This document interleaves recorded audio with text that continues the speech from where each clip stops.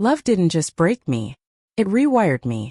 2 years ago, I walked into my apartment in downtown Chicago expecting a normal Friday night. Instead, I found betrayal waiting for me.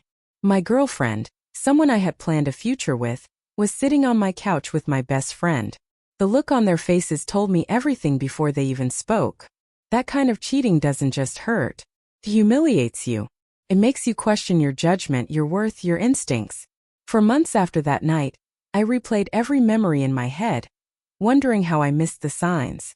Eventually, I did what most men do when their hearts get shattered. I buried myself in work. I'm Daniel Carter, 30 years old, senior marketing strategist at a fast-growing firm in Chicago. I built a reputation for being reliable, focused, and emotionally unavailable. Work became safe, predictable.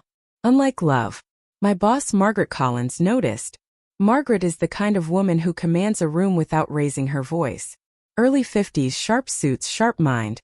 She built the company from scratch and expects excellence from everyone around her, including me.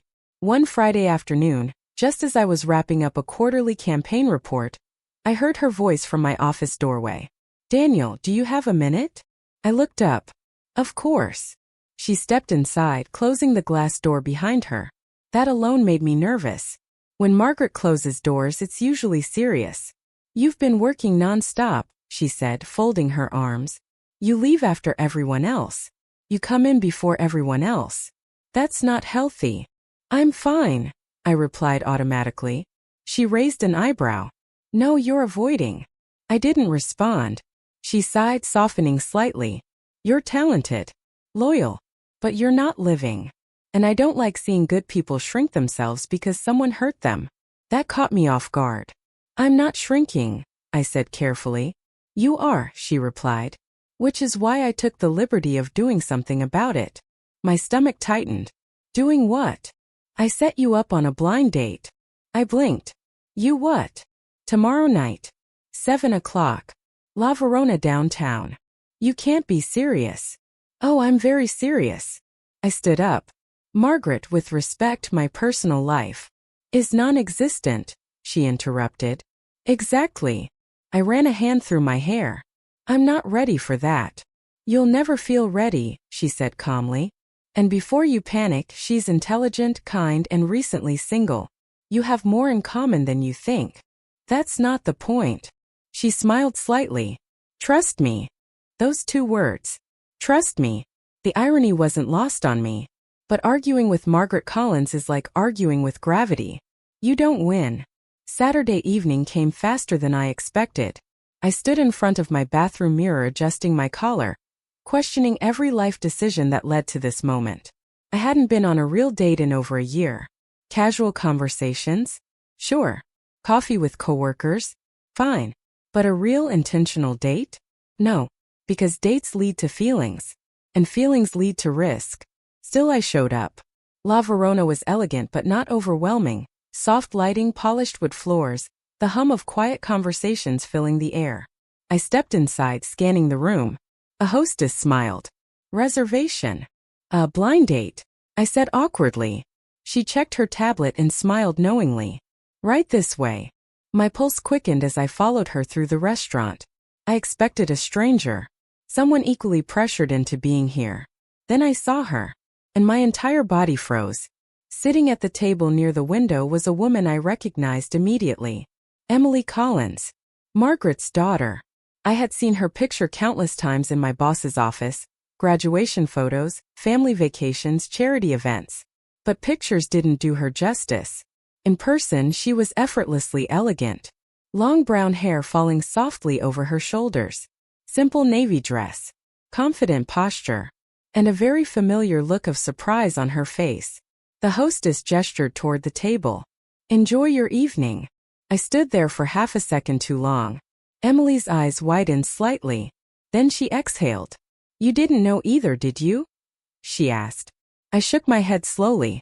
"No, I definitely did not." She let out a soft laugh, half disbelief, half frustration. "Of course she didn't tell me your name. She just said, 'He's a good man. Give him a chance.'"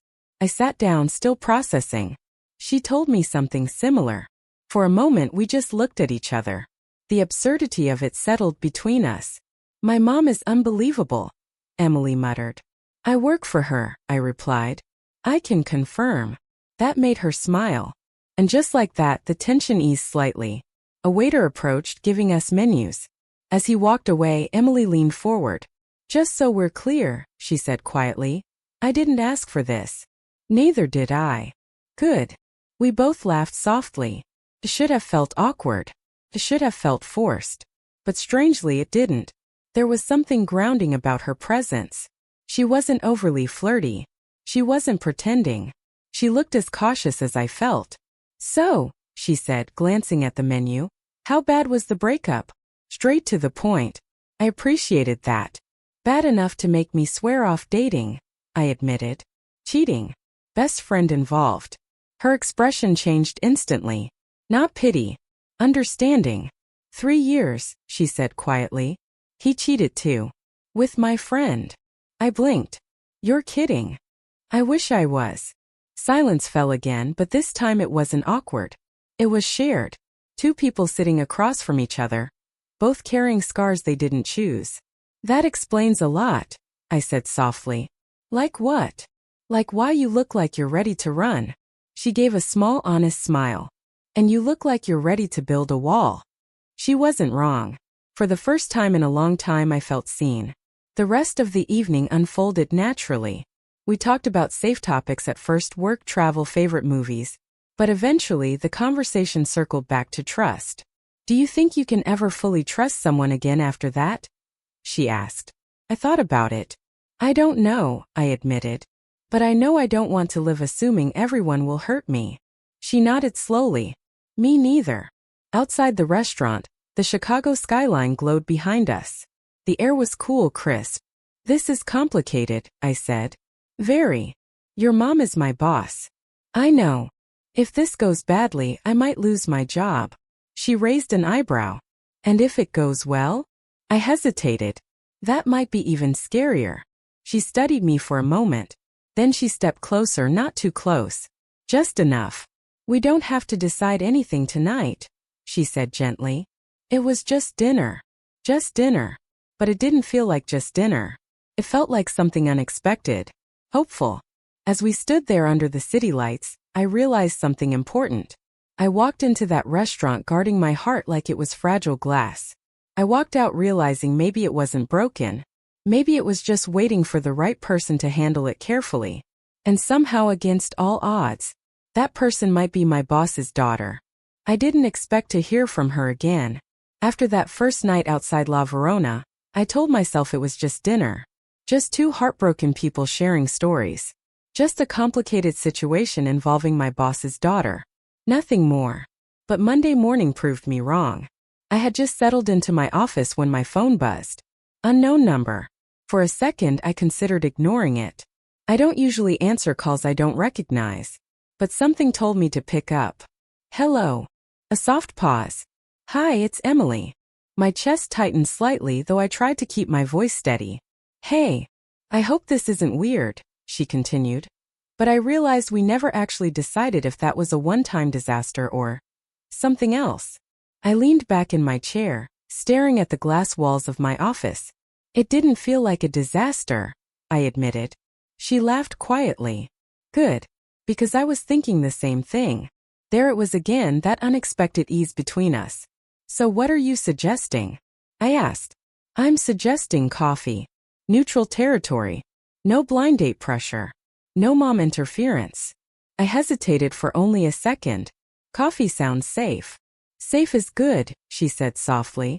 Safe is underrated. We agreed to meet that evening at a small cafe near the Riverwalk, far enough from my office to avoid gossip, but public enough to feel comfortable. All day I struggled to focus. Margaret passed by my desk twice. Each time I wondered if she knew we were talking again, if she was secretly orchestrating more than she admitted. But her expression gave nothing away. By 6 o'clock I was walking toward the cafe, hands in my coat pockets, rehearsing conversations in my head. Don't rush. Don't overthink. Don't get attached. When I walked in, she was already there. No formal dress this time. Just jeans, a cream sweater, her hair loosely tied back. She looked relaxed. Real. She smiled when she saw me. You came. I said I would. That's rare these days, she replied lightly. People say a lot of things they don't mean. That line carried weight. We ordered coffee and found a small table by the window. The sun was setting over the Chicago River, casting a warm golden glow inside. For a moment, neither of us spoke. Then she exhaled. Can I be honest? I prefer it. She nodded. Saturday scared me. Because of your mom? She shook her head. Because it felt easy. That caught me off guard. Easy isn't bad, I said. It is when you've been betrayed, she replied. When something feels comfortable, you start waiting for the catch. I understood that too well. My last relationship started easy, she continued. We were best friends before we dated. I trusted him completely. And when I found out he was cheating, it wasn't just the relationship that shattered. It was my ability to believe in my own judgment. Her voice didn't crack. She wasn't dramatic. She was controlled. That made it heavier. I keep thinking, she said, staring into her cup. What if I miss the signs again? I leaned forward slightly. You won't. She looked up. How do you know? Because you're not the same person you were before, I said. Neither am I. Pain changes you. It makes you more aware. She studied my face carefully, as if measuring whether I believed my own words. And what about you? She asked. Are you still waiting for the other shoe to drop? I didn't answer right away. The truth? Yes. Every time my phone buzzed unexpectedly. Every time someone smiled a little too long. Every time something felt good. Part of me expected it to collapse. I don't want to punish someone new for what someone else did, I finally said. But I'd be lying if I said I wasn't cautious. She nodded slowly. Cautious is okay, she said. Closed off isn't. That landed. Because I knew I had been both. We talked for nearly 2 hours. Not about surface things. Not about favorite shows or weekend plans. We talked about fear. About how cheating doesn't just break trust in a partner. It breaks trust in yourself. About the embarrassment of friends knowing. About lying awake at night replaying conversations. At one point she smiled faintly. You know what hurt the most? She said. What? Realizing I ignored my intuition. There were red flags. I just didn't want to see them. I nodded. I did the same, I admitted. Love can make you blind. She leaned back in her chair. So what do we do differently? The question hung in the air. This wasn't just about us. It was about whether we were brave enough to try again. We go slow, I said carefully. No pretending. No games. If something feels off, we talk about it. Immediately. And if one of us gets scared, we say that too. She held my gaze for a long moment. Okay, she whispered. I can do that. There was something powerful about that agreement. No grand promises. No dramatic declarations. Just honesty. As we left the cafe, the city lights flickered on around us. We walked side by side along the river, hands brushing occasionally but not fully intertwined. Not yet. I should warn you, she said suddenly. About my mom. I groaned lightly. I figured that part wasn't over. She's protective, Emily continued. And she's used to being in control. I work for her. I know. She stopped walking, turning to face me. I don't want this to be weird for you at work. It already is, I said honestly. But not because of you. She searched my expression. You're worth navigating awkward, I added quietly. The words surprised even me. Her guarded expression softened. Daniel, she said carefully. I don't want a rebound. I don't want distraction.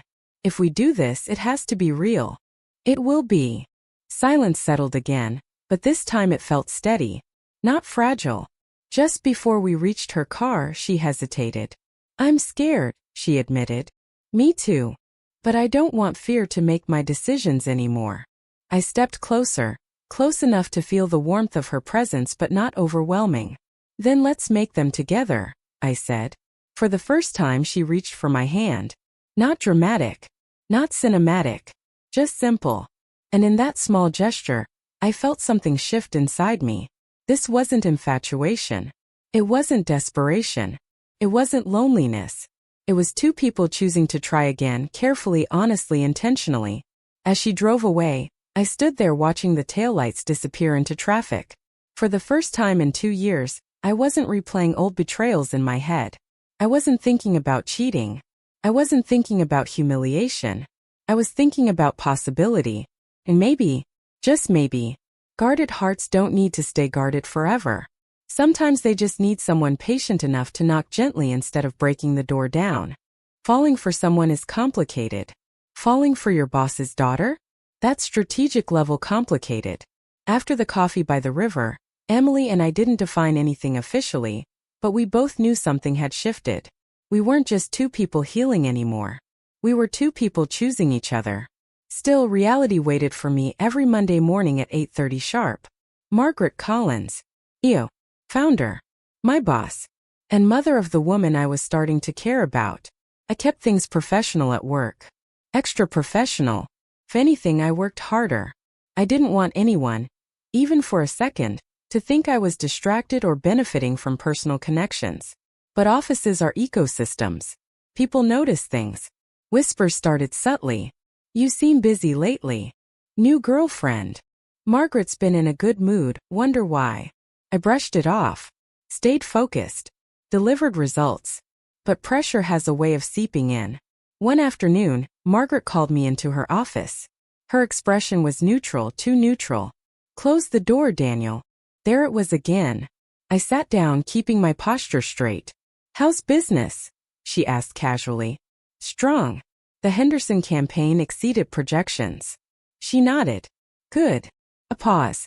And how's my daughter? Straight to it. I didn't panic. I didn't over-explain. She's doing well. Her eyes narrowed slightly, not in anger but evaluation. I told you I wouldn't interfere, she said. And I won't. But I need to know something. Yes, ma'am.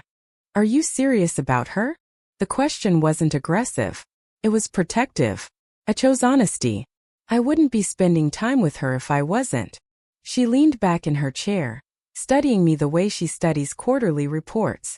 She's been hurt before, Margaret said quietly. Cheating. Lies. It took her a long time to recover.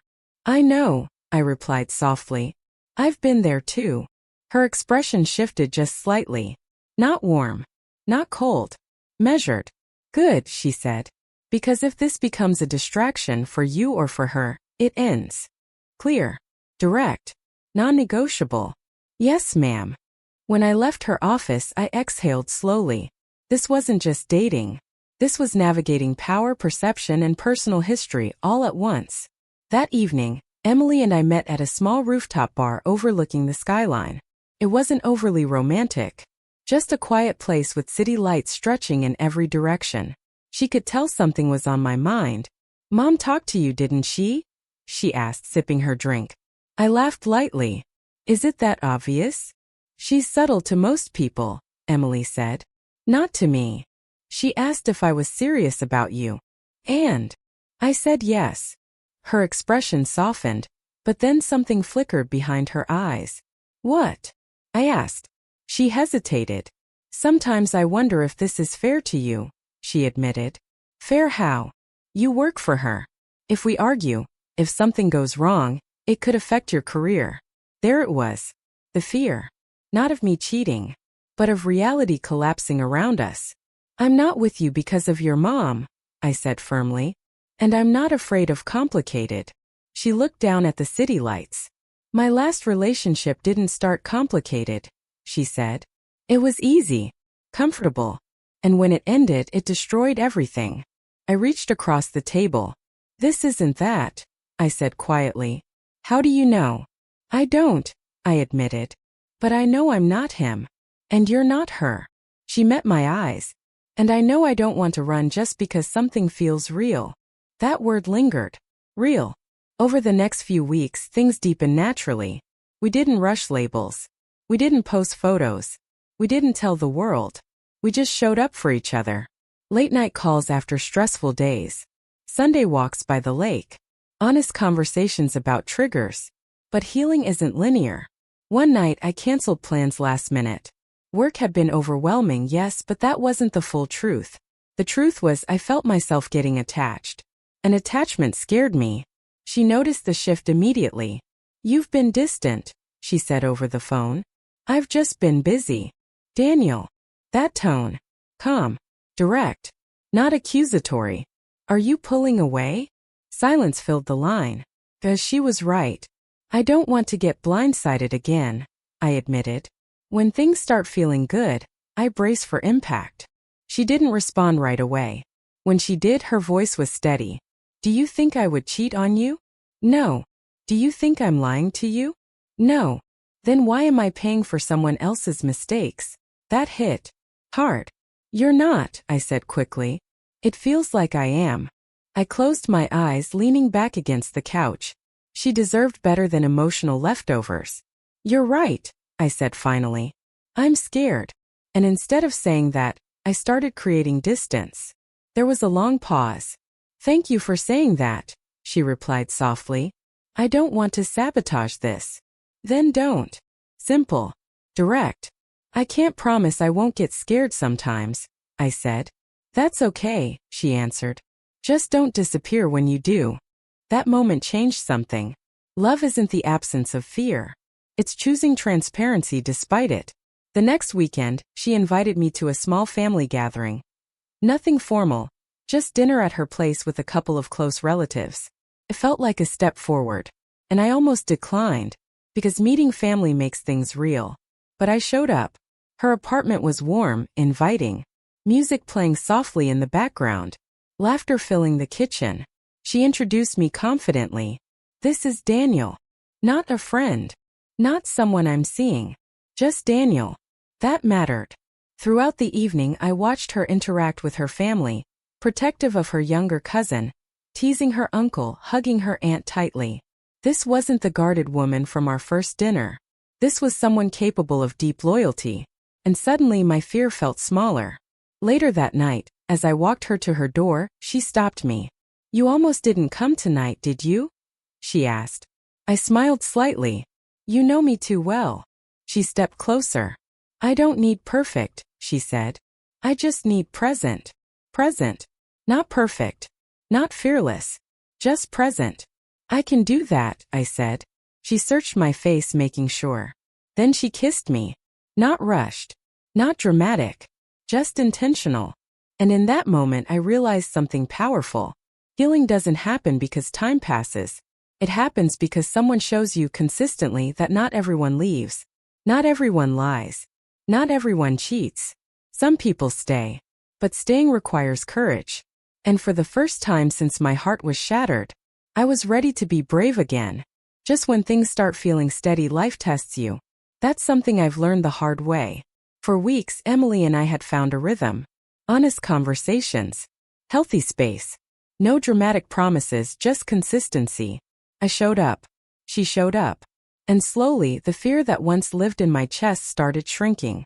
But peace doesn't stay unchallenged for long. It started on a Tuesday morning. I walked into the office and felt it immediately. That subtle shift in the air. Conversations that stopped when I passed by. Side glances. A few raised eyebrows. At first, I told myself I was overthinking. Then Jason from accounting patted my shoulder a little too firmly and said, "Must be nice." "Must be nice, what?" I asked. He smirked. "Climbing the ladder the easy way." My stomach dropped. "What are you talking about?" "Oh, come on," he said casually. "Everyone knows you're dating the boss's daughter." The words hit harder than I expected. I didn't respond. I walked straight to my office, closed the door, and stared at the city skyline outside the window. So it was out, and not in a quiet way. By lunchtime, I overheard enough to understand the full story. According to the rumor mill, I wasn't genuinely dating Emily. I was using her, strategically positioning myself, sleeping my way into executive favor. The irony was almost laughable, if it didn't feel so humiliating. After everything I'd been through, being cheated on, betrayed, I would never manipulate someone like that. Especially not her. But gossip doesn't care about truth. It cares about narrative. And the narrative was spreading fast. Around 3 o'clock, my assistant knocked lightly on my door. "Margaret wants to see you." Of course she did. I straightened my tie and walked down the hallway, feeling every pair of eyes follow me. When I stepped into her office, she didn't ask me to sit. That wasn't a good sign. She stood near the window, arms crossed. Close the door. I did. She turned slowly. I'm hearing things. I kept my voice calm. So am I. Then you understand why this is a problem. With respect, I said carefully, the rumors aren't true. She studied my face. They're saying you're involved with my daughter to secure promotions. That's not why I'm with her. Her jaw tightened slightly. Intentions matter less than perception in this building, Daniel. I knew she was right. Corporate environments are built on reputation. And mine was being questioned. I've worked hard for every opportunity here, I said firmly. I won't let that be reduced to gossip. She didn't respond immediately. Instead, she walked back to her desk and sat down. Tell me honestly, she said. If Emily weren't my daughter, would you still be with her? The answer came without hesitation. Yes. She held my gaze, searching for cracks. Before I could say anything more, the office door opened, and Emily walked in. She must have heard. Her expression was calm, but I could see the fire underneath. Mom, she said firmly, I need to clear something up. Margaret's eyes narrowed slightly. This isn't your concern. It absolutely is, Emily replied. Because this rumor affects him, and it affects me. She stepped further into the room, standing beside me. Not behind. Beside. No one is using anyone, she continued. I asked him out after that first dinner. I pursued this just as much as he did. Margaret looked surprised. I'm not some naive girl being manipulated, Emily added. If anyone thinks that, they don't know me. Silence filled the room.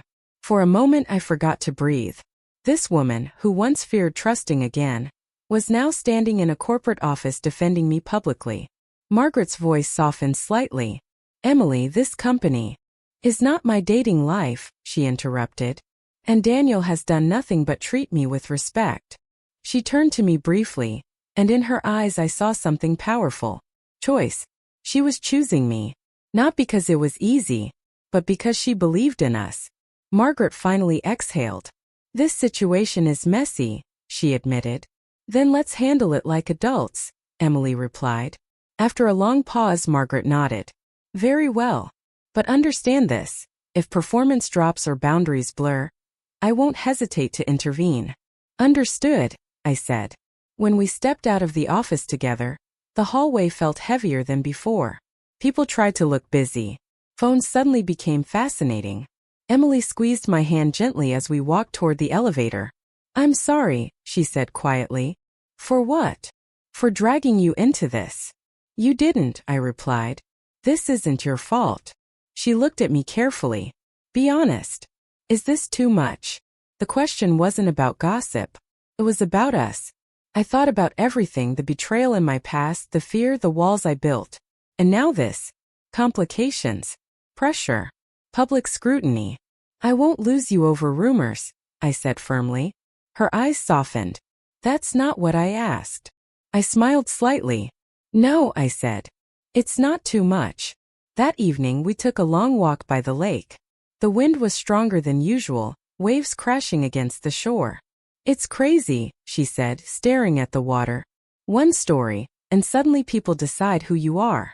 I've learned something, I replied. People will always talk. The real question is whether we let them control us.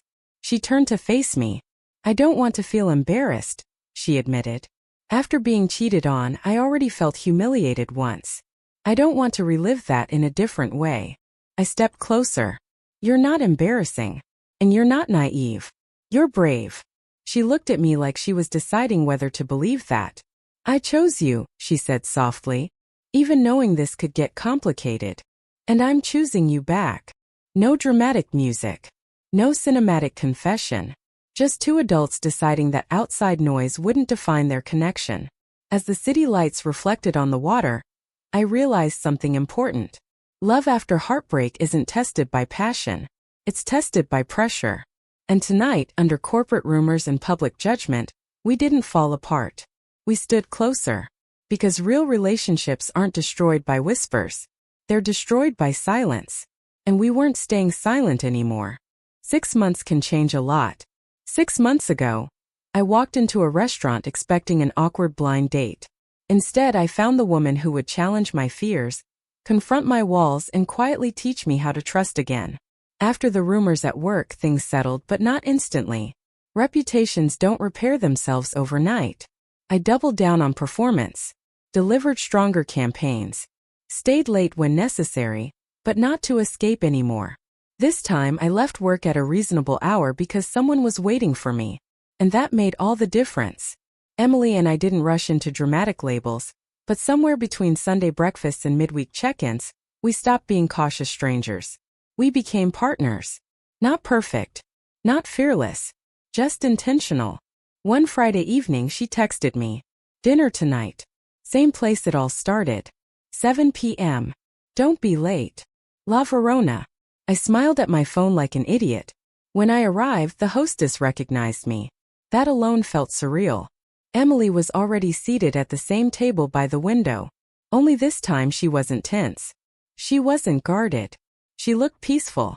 "You're late," she teased as I sat down. "By 2 minutes. Still counts." We ordered without even looking at the menus. The familiarity felt symbolic. 6 months ago, we were two heartbroken people testing the waters. Now, we were steady. "Do you remember how awkward this was?" she asked, glancing around. "I remember thinking I might lose my job." She laughed softly. "You almost did. Worth it." Her smile faded slightly, not in sadness but in sincerity. "Daniel," she said, leaning forward, "can I ask you something serious?" "You can ask me anything." "Are you still scared?" The question deserved honesty. "Yes," I admitted. "But not of you." She waited. "I'm scared of losing something good," I continued. "When you've been cheated on, when you've had someone you trust completely betray you, you start believing happiness is temporary." Her expression softened. "I used to think that too," she said.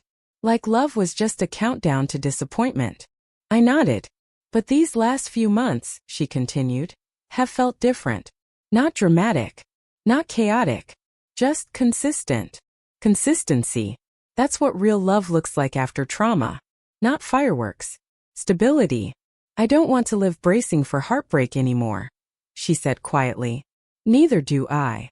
Silence settled between us, but it wasn't heavy. It was full. After dinner we stepped outside. The Chicago skyline shimmered in the distance, the air cool but comfortable. "I almost didn't come that first night," she admitted. "I almost canceled too." "Why didn't you?" I thought about it. "Because part of me was tired of being afraid." She smiled faintly. "Me too." We began walking slowly down the street, past glowing storefronts and passing cars. "You know what I realized?" she said. "What?" "Cheating didn't just break my trust in someone else. It made me question my worth. Like I wasn't enough." I stopped walking. "You were always enough," I said firmly. She looked at me carefully. "It took me a long time to believe that," she continued. "And being with you, you never made me feel replaceable." The word hit me. Replaceable. That's what betrayal does. It makes you feel like an option. "I know what that feels like," I said. "Walking into a room and realizing you were just convenient." She stepped closer. "With you I feel chosen." That was it. Not dramatic obsession. Not desperation. Chosen. "I choose you," I said quietly. "Not because it's easy. Not because it benefits me. But because you make my life better." Her eyes glistened. Not with tears of sadness but relief. "You don't have to say anything big," she whispered. "I just need to know we're building something real." We are. And if we argue, we talk. If we get scared, we stay. If work gets messy again, we handle it together. She studied my face, searching for hesitation. There wasn't any. Because somewhere between the rumors, the fear, and the late-night honesty, I realized something powerful. Love after betrayal isn't about finding someone perfect. It's about finding someone who doesn't make you question your value. She reached for my hand, the same way she did by the river months ago. But this time there was no hesitation. "No more letting fear make our decisions," she said. No more punishing each other for someone else's mistakes, I added. We stood there under the city lights, hands intertwined, the noise of the world moving around us. And for the first time in years, I didn't feel like I was waiting for something to collapse. I felt steady, secure, certain, not because nothing could go wrong, but because if it did, we'd face it together.